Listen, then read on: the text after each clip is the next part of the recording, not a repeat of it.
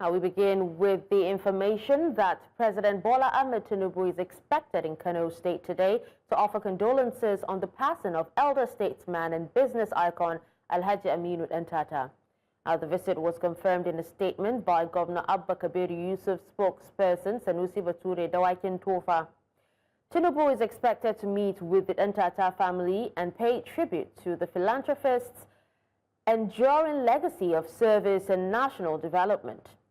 Governor Yusuf described the visit as a gesture of national unity and respect for the people of Kano. He urged residents to receive the president with the state's traditional hospitality and decorum. Security and logistics have been arranged to ensure a smooth and respectful visit by the Commander-in-Chief. Well, we will connect with our correspondent, Emmanuel Bagudu, at a later time on an update on the president's visit to Kano.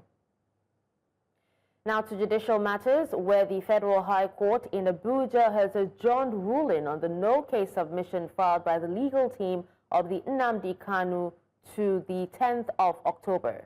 Now, during today's proceedings, Justice Omotosho granted both parties 20 minutes each to adopt their written addresses in the matter. We are now joined by our correspondent, Joshua Marai, who is live at the Federal High Court for more updates on the proceedings. Thank you, Joshua, for joining us. Good morning. Good afternoon.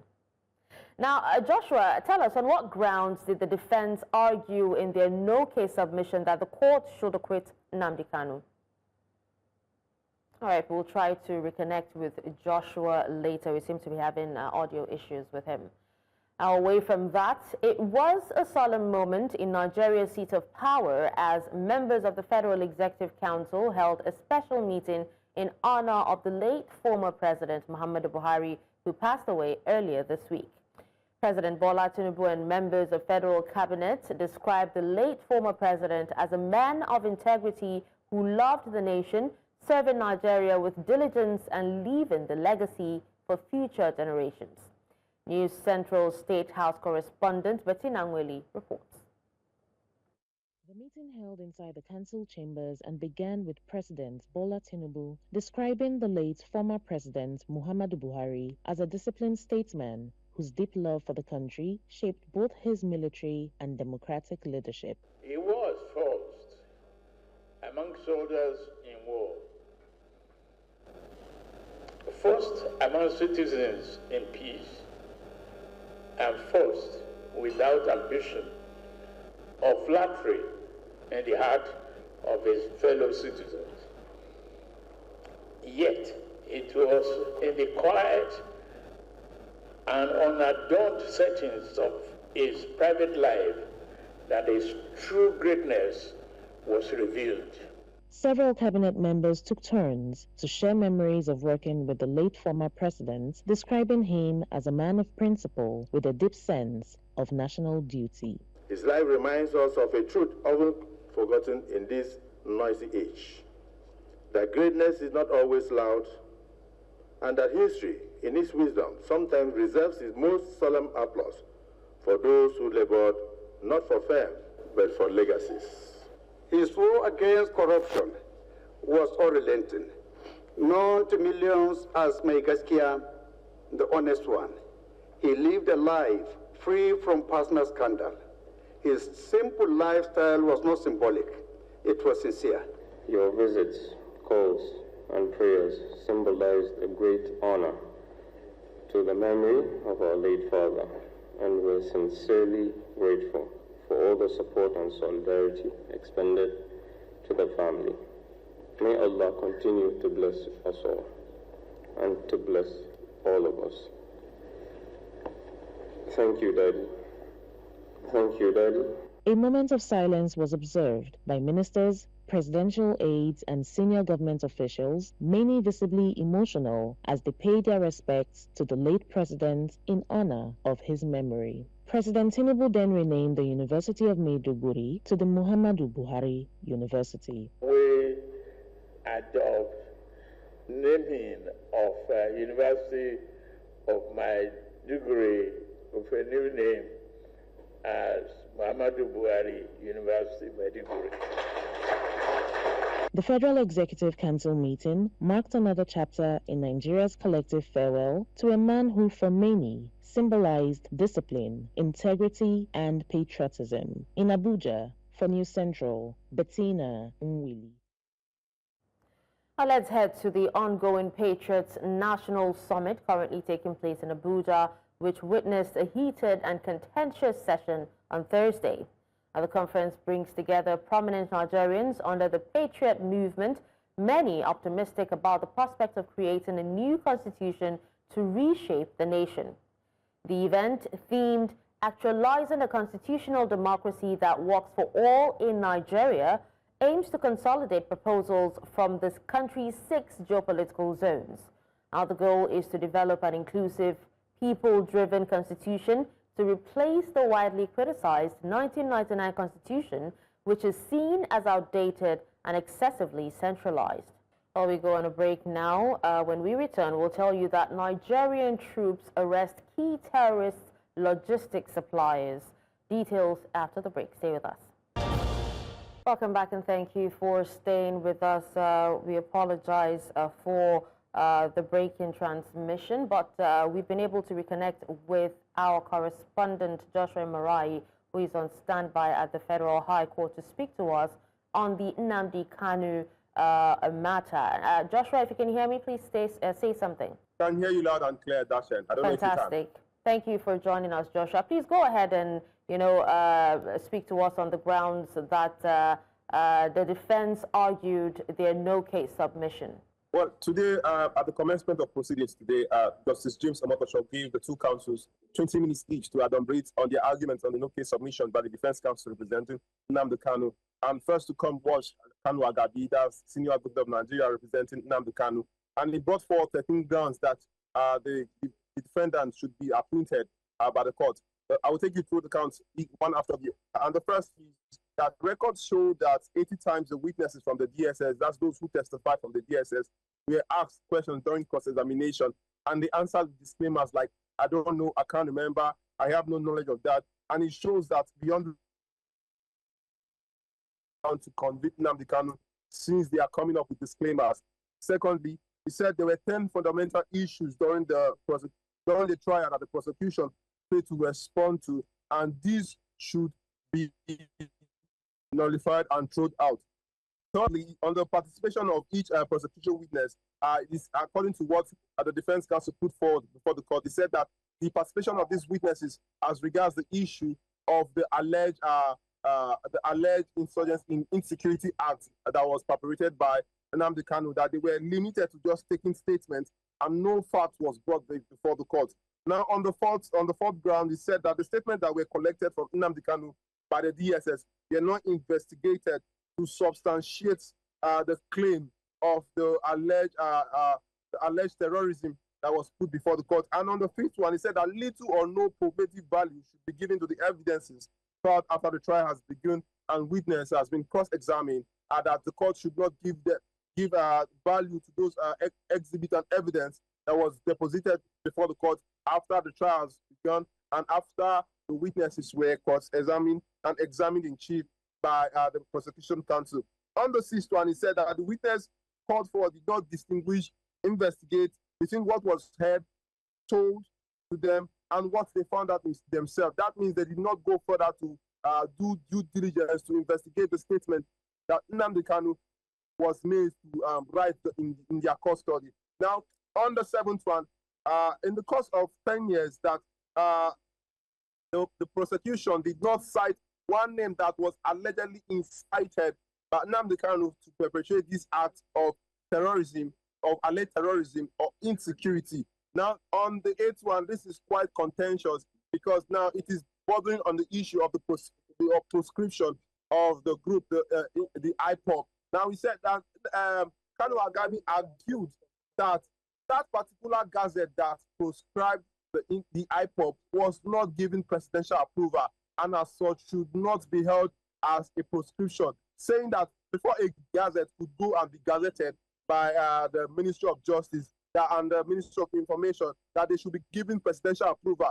Now, he is contending that that particular gazette that proscribed IPOC was not given presidential approval. Now, on the 9th one, he said that the charge sheet that Nnamdi actually was made to give his plea on was not filed before the court. That several times they've amended the charge sheet on Nnamdi Kanu's case, and that particular charge sheet, according to what Kanu Agabi is saying today, that particular charge sheet was not filed before the court. Now, on the 10th one, he said that all Nnamdi Kanu did was just to boast. He even went ahead, that is the person of Kanu Agabi, went ahead to quote pages of Shakespeare, Henry VI, where some people were making declaratory boast of saying they could summon the spirit. That all Nnamdi Kanu say was just being boasting to have the ability to bring the world to a standstill, that he cannot be held on for that, and the court should not punish him for making all those boasts that could not amount to any particular action. Now, on the 11th one, in the course of the trial, several videos were played. That is where the DG of the DSS was telling Nigerians to defend themselves, and where the person of T.Y. Danjuma too was making the same statement. He said that all Nnamdi Kanu did was to tell his people to defend themselves. Now, on the 12th one, he said that the NSAS report that was submitted and used against Nnamdi Kanu in court is authenticated to be laughable, that it does not weigh water, and for a fact that they should bring that particular NSAS report to use against him in court is actually laughable. Now, on the 13th one and the final one, he said that Nnamdi Kanu has been in solitary confinement for over 6 years. And according to international law, you cannot place one under solitary confinement for more than 15 days. And that this is an act that has infringed on his human rights. And he urged the court that should dismiss the case on no case submission, that Nnamdi Kanu has no case to answer. Over to you, Dashen. Actually, a lot of submissions, but I think you've covered everything. Thank you so much, Joshua, for your time and also your update on this. Away from that, into security matters, the Defense Headquarters says that it has recorded high-level successes across several operational fronts in the Northeast region.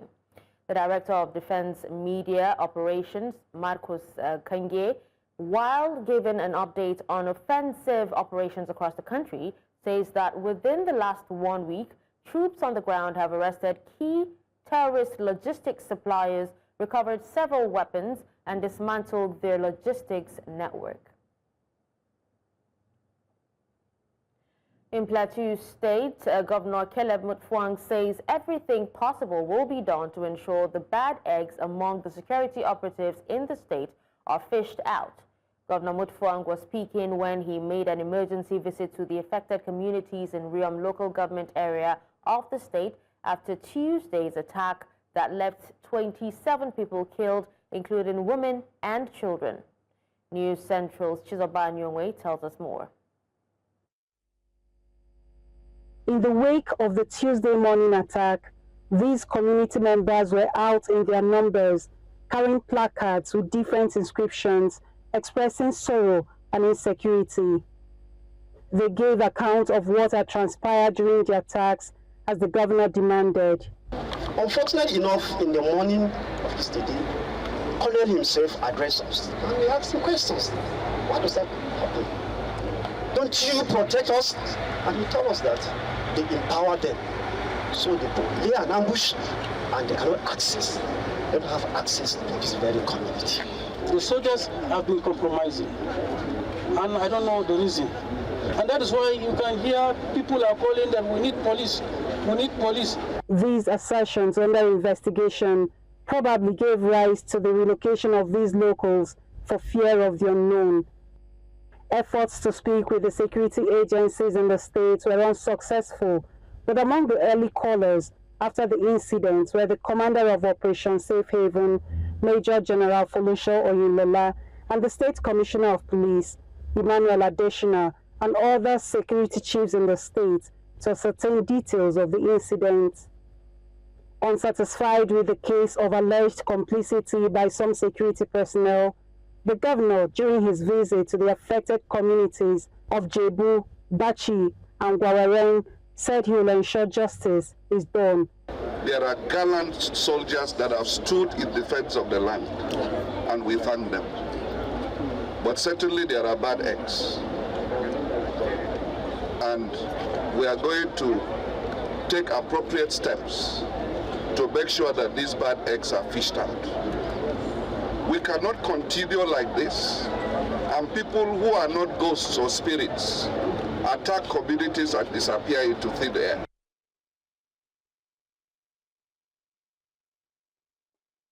Local government area of Plateau State, he has reassured the community members and the victims of these attacks that everything possible will be done to reinforce security in these areas. In Plateau State, for News Central, Chizoba Anyowe.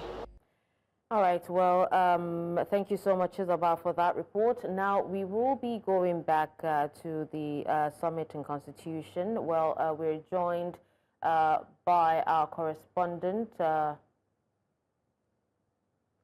We're joined by legal practitioner Oluwatodimu Ige. He's the principal partner at Oluwatodimu Ige and Associates. Thank you so much, sir, for joining us at this time. Thanks for having me. It's a pleasure. Now, speak to us on the key shortcomings of the 1999 Constitution that the Patriots National Summit aims to address. Oh, all right. Yes, the Patriots have itemized 5 points in respect of the 1999 Constitution that they want amended, or the reasons why they are agitating. Number 1 is that their position is that the illegitimate origin of the 1999 Constitution. They are of the opinion that the 1999 Constitution was handed over by the military regime, unlike the 1960 Constitution and that of the 1963. Number 2 is that they are saying that the Constitution is too rigid and it is not in tandem with what is operational in Nigeria today. It is what it means is that they are saying that the Constitution is not in touch with the present realities of Nigeria. Number 3, they are also saying that there is too much power centralized in the central, that everything comes from Abuja. The federal structure is not properly laid out, and so those are some of the issues that they have raised. They have also talked about the complexity and the archaic language, the archaic legal language that has been utilized by the Constitution, saying that it does not address the current position of Nigerians. Oh, well, in your view, can you tell us what you think are the biggest legal challenges involved when it comes to drafting a people-driven constitution? Now, you know that a constitution is a set of principles and rules governing a state or a federation. Now, away from that, it means that any constitution or I will put it this way, a proper constitution should be people-driven, should be people-centered. Having said that, the first step that the state or any serious state that's interested in turning around its constitution must ensure that it is people-driven.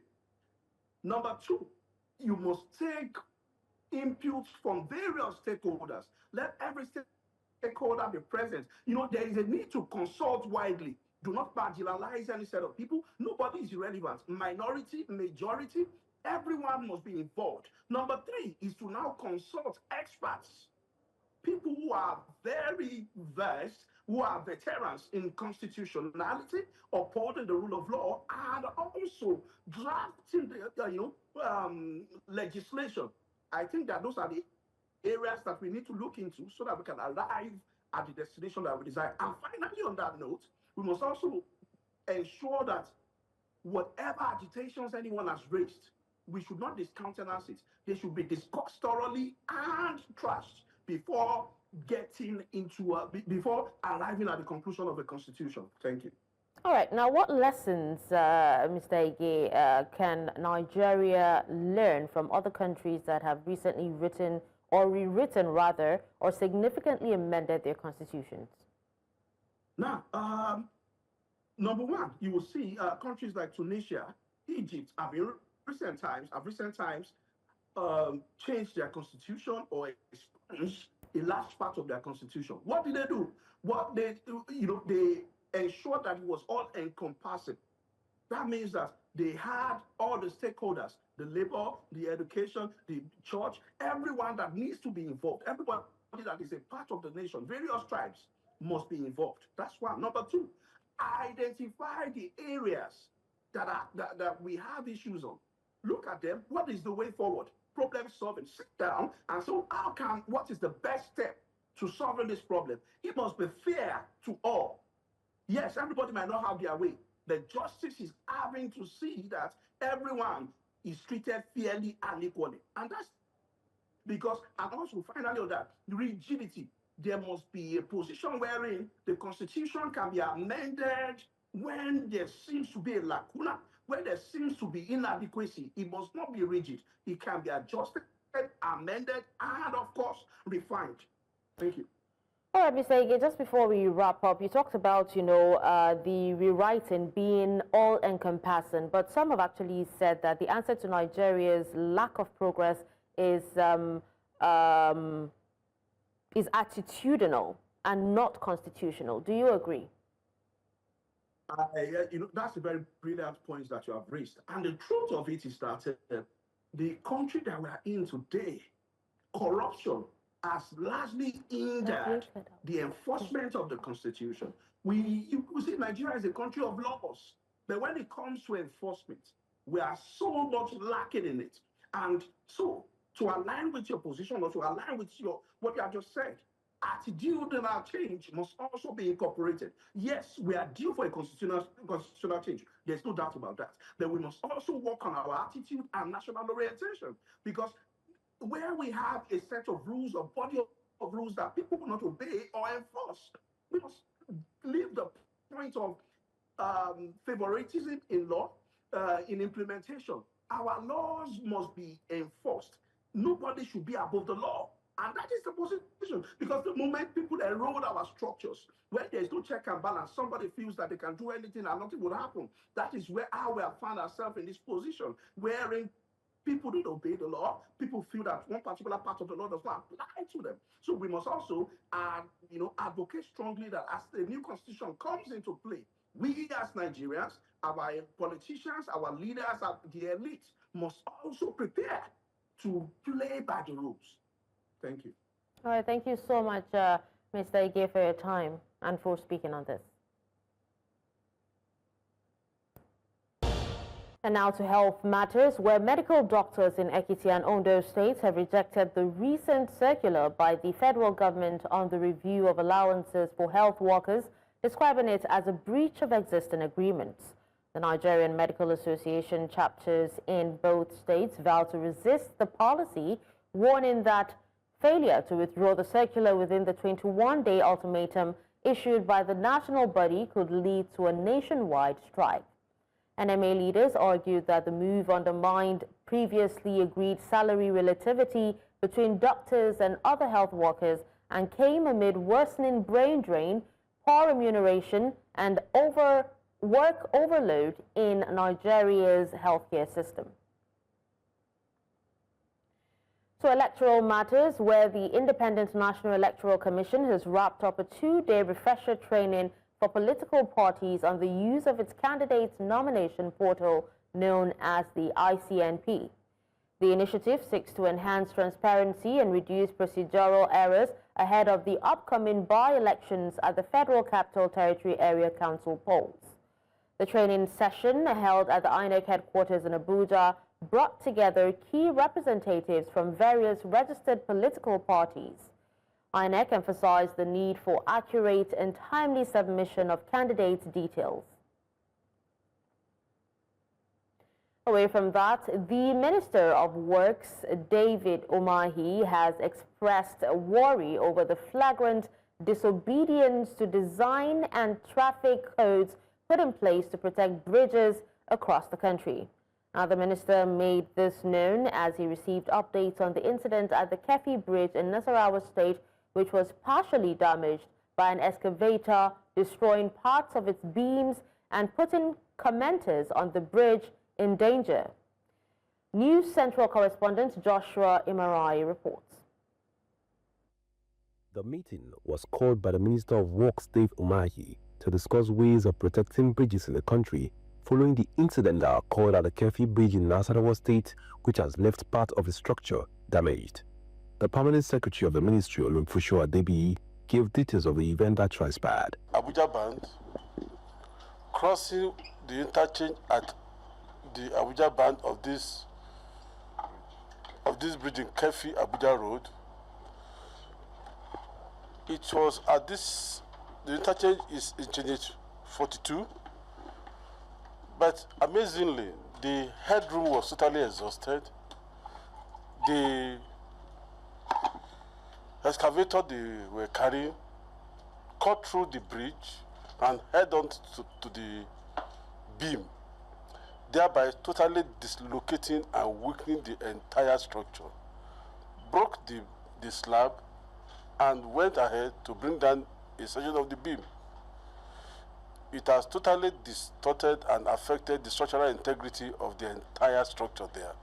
While Adebiyi says that this is becoming a recurring trend among heavy-duty vehicle operators, Umahi expressed worry at the continuous disobedience to traffic codes put in place to protect bridges. We recall that this is not the first time this will happen in Nigeria history. It has become a recurring decimal. Number one, the payloader, the excavator being carried, is too heavy for our pavement design. The load bed itself, carrying it, is another load. And it has not only affected the pavement, but also the entire bridge. The design code manual specifies 5.6 meters headroom. But, you know, people are violating it because while that is being done in all these bridges, except the Edo Bridge, you find out that people go and they use high bed, you know, instead of low bed to load some of this equipment. He also expressed worry at the state of the Third Mainland Bridge in Lagos, saying that sand miners and dredgers around the bridge continue to put its structure in danger. For Third Mainland Bridge, we can't build another one. We have to do everything possible to see how we can amend it. But illegal mining of sand and no maintenance of the bridge over the years. Don't forget that bridges are built for a lifespan of 50 years. But this one has stayed for 3 years without, you know, maintenance. The minister, while ordering an immediate evaluation and repair of the Kefi Bridge, assured that the ministry has come up with a technical way to maintain bridges in the country. He also ordered the implementation of protective measures to avoid a repeat of the Kefi incident. In Abuja, for the Central, I am Joshua Imarayi. Away from Nigeria and in Liberia, hundreds of protesters flooded the streets of Monrovia on Thursday, braving heavy rain to denounce President Joseph Boakai's leadership. Marchers accused the president of corruption, economic mismanagement, and failing to fulfill campaign promises. Now, critics say Boakai is favoring members of his Unity Party and targeting officials tied to the former George Weah administration. One civil servant claimed he was forced into retirement. A young trader said Boakai had taken food from their parents' table. The government insists that it has suspended corrupt officials and is strengthening investor ties. But frustration continues to grow in the West African nation, still reeling from civil war and disease. Boakai began his 6-year term in early 2024, pledging reform and unity.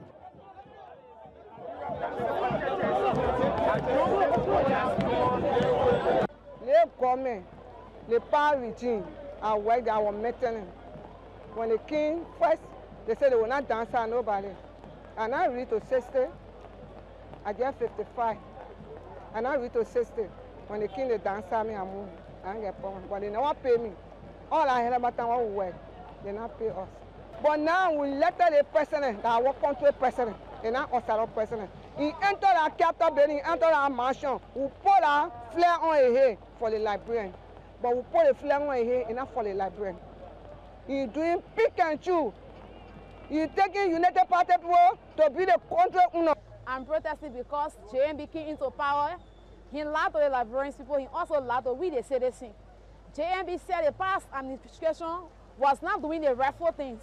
But he coming into power, he knew that he was coming there to be for the citizens and hasty portale man for the citizens, get the citizens what they wanted that they not got in the past government. JMB came into power He took food from our parents table until today that we the children we are on the street hustling on our own. As for me, I'm a business person. I can afford because I living on this. That's why I can save for business. And I are living on to sustain. Tensions are palpable in the West African nation of Togo as highly anticipated local government elections are being held. Now, this follows a week of angry protests calling for leader Farouk Nassimbe to resign. Voters heading out to cast their ballots on Thursday are expected to elect leaders of the country's 117 municipalities amid a heavier than usual security presence and shuttered land borders. At the same time, demonstrators have scheduled protests in the capital, Lomé, to intentionally clash with the date of the vote. Now, in other news from around the world, the European Union has approved a new package of sanctions against Russia, marking the 18th round of economic measures since the start of the war in Ukraine in 2022. This latest package includes a reduction in the price cap on Russian oil exports to countries outside the bloc, now set at 15% below global market value. The sanctions were passed after Slovakia lifted its veto following negotiations with Brussels over a separate agreement to gradually phase out Russian gas imports by 2027. The measures aim to further restrict Russia's financial capacity to sustain its military efforts. EU officials say the move underscores their continued commitment to supporting Ukraine and maintaining pressure on Moscow to end its aggression.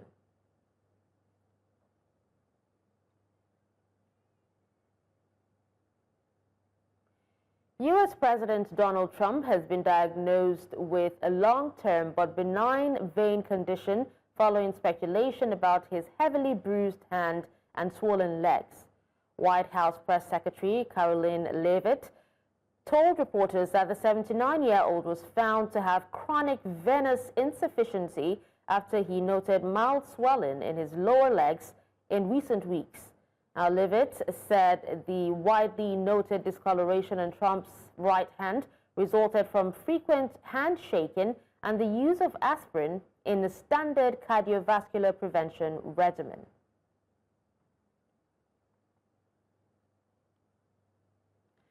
U.S. President Donald Trump is threatening legal action against the Wall Street Journal after it published claims about a letter he allegedly sent to Jeffrey Epstein in 2003. Now, the letter reportedly featuring a drawing of a naked woman and signed by Trump was said to be part of a birthday collection for Epstein's 50th. The journal claims to have reviewed the note but did not publish the image. Trump has denied the story, calling it false and defamatory. His team says the former president is considering a lawsuit. Now, the report has sparked sharp reactions in Washington and reignited scrutiny over Trump's past ties to Epstein, the disgraced financier who died in jail in 2019 while awaiting sex trafficking charges. In the world of sports, Nigeria's Super Falcons face Zambia in a crucial WAFCON 2024 quarterfinal today at the Labi Zuli Stadium in Casablanca. Now, both teams are unbeaten, with Nigeria yet to concede and Zambia boosted by the return of Grace Chanda. With stars like Asisa Toshola and Barbara Banda in action, it's set to be a thrilling battle. Nigeria will miss forward Chioma Okafor, while Zambia look to build on their 2022 bronze win over the Falcons. We have our correspondent Onyinyechi Obaro on ground in Morocco to bring us the latest updates. Onyinyechi, thank you so much for joining us at this time. I apologize for being unable to bring Onyinyechi to you, but at the top of the hour, the sports team would come on and they would definitely discuss this and more with her. That's all at this hour, but before we go, let's take another look at some of the major stories. We told you that President Tinubu paid a visit to Kano to mourn late elder statesman Aminu Ntata. We also told you that Nigeria troops have arrested key terrorist logistics suppliers on nationwide crackdown. finally, you heard that Liberians embarked on a march against corruption and unfulfilled promises by government. Remember, you may send your eyewitness report to the WhatsApp number on the screen. Do follow us on social media. We are at News Central TV. You can watch News Central live on DSTV channel 422, GoTV channel 23, Star Times channel 274, Avo TV, and YouTube. Many thanks for watching. I'm Darshan Usman.